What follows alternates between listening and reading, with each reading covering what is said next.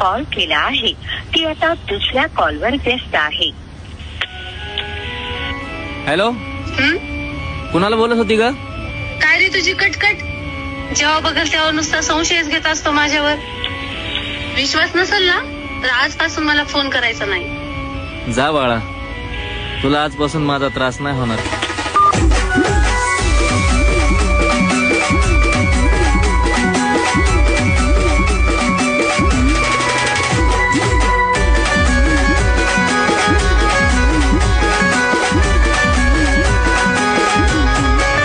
प्रेम भरलं ग तुझं आता मन भरलं ग तुझं. प्रेम भरलं ग तुझं आता मन भरलं ग तुझं.